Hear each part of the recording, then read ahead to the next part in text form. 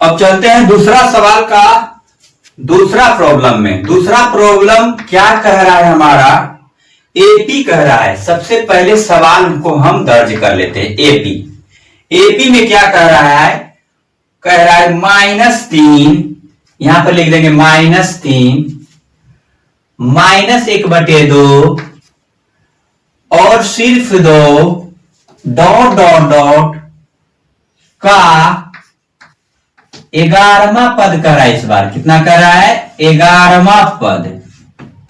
11वां पद क्या बोला है, 11वां पद।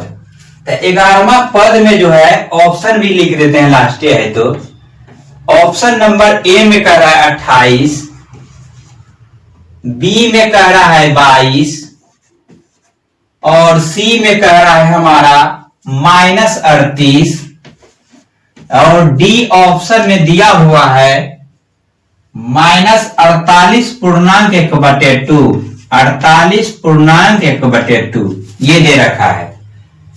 तो हम सबसे पहले करेंगे क्या, यहां पर सोल्व लिख देंगे।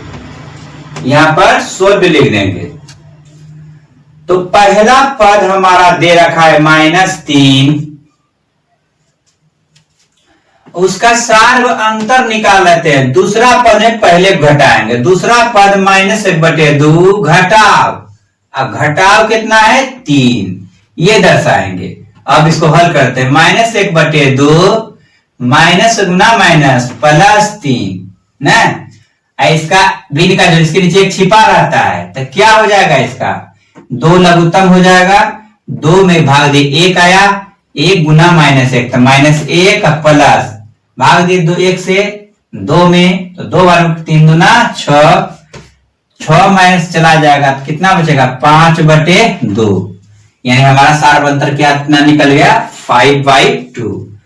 तो अब जो है हम कह रहा है 11वां पद, इसलिए 11वां पद का फॉर्मूला होता है, वह होता है a + 10d। a प्लस क्या होता है 10d। a का वैल्यू हमारा है -3 प्लस 10 गुना 5/, कितना हो जाएगा 2। d का मान कितना रखेंगे 5/2, कोई दिक्कत नहीं। अब ये कट जाएगा, 2 गुना 1 तो 2 गुना 5 तो 10। अब समझिएगा -3 प्लस 5 गुना 5 रखेंगे कितना 25 25 और 25 में से 3 चला जाएगा कितना रहेगा 22। ऑप्शन नंबर 22 में है कहीं, यहां पर बी नंबर। इस बी वाले भाग को आप कलर कर देंगे ऑप्शन में। चलिए इसको भी उतार लीजिए इत्मीनान के साथ बढ़िया से।